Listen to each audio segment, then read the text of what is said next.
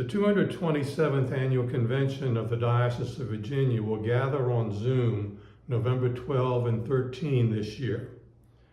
Convention consists of our bishops, clergy, and lay delegates from our churches and some other ministries, such as youth and campus ministries. An important part of our diocesan structure, convention is a representative body that has certain powers, such as approving an annual budget, electing members of the standing committee, a council advice to the bishop, amending our constitution and canons, and approving resolutions. At convention, we will virtually worship, hear reports, and learn more about our diocese. Convention generally operates as a unicameral legislature. That is, clergy and lay delegates vote together. Most of the legislating will be done Saturday and will utilize two voting systems, one on Zoom and the one called Election Runner. There will be instructions on how to use both features if you are not familiar with them. Proposed resolutions and amendments to the Constitution and canons and budget need to be submitted to the Secretary by noon Wednesday, November 3rd, so they can be posted on the diocesan website and discussed at Zoom open hearings on Saturday, November 6th.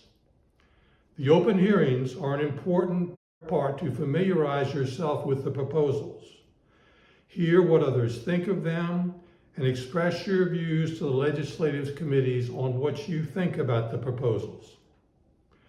On our diocesan website, there will also be legislative committee email addresses to which you can state your views to the committees or ask questions. After the hearings, the committees will post their recommendations on the diocesan website. Although there will be opportunities to debate, discuss, and amend the proposals on Saturday morning, that process is cumbersome due to the size of the group on Zoom.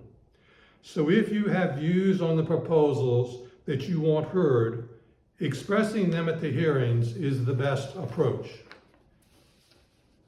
Note that the legislative process has been changed to try to make the Saturday legislative session more efficient.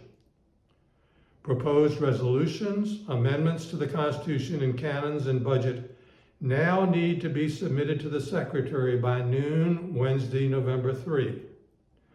Amendments and resolutions submitted after noon Wednesday, November 3 will not be generally in order.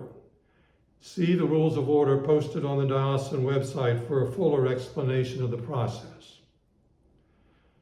Elections will be conducted electronically, so you will need to access your email during convention in order to vote. The nominees' names and biographical information will be posted on the convention website. So please review that information before you come to convention, since the time for figuring out who you want to vote for will be brief. Although the legislation and elections are important, there is lots more to convention. You will hear the bishop's addresses and other presentations, and there will be reports posted on the diocesan website that will tell you more about what is going on in our diocese. Each of you also has a duty to your church or vestry or other ministry to not only attend and participate in convention, but also to report back on what you saw and heard. Just as you were selected to be a delegate to convention, you were also selected to be a messenger back to those who sent you to convention. Come prepared to take your message back to those who sent you to convention. I look forward to seeing you virtually at convention. God's peace be with you.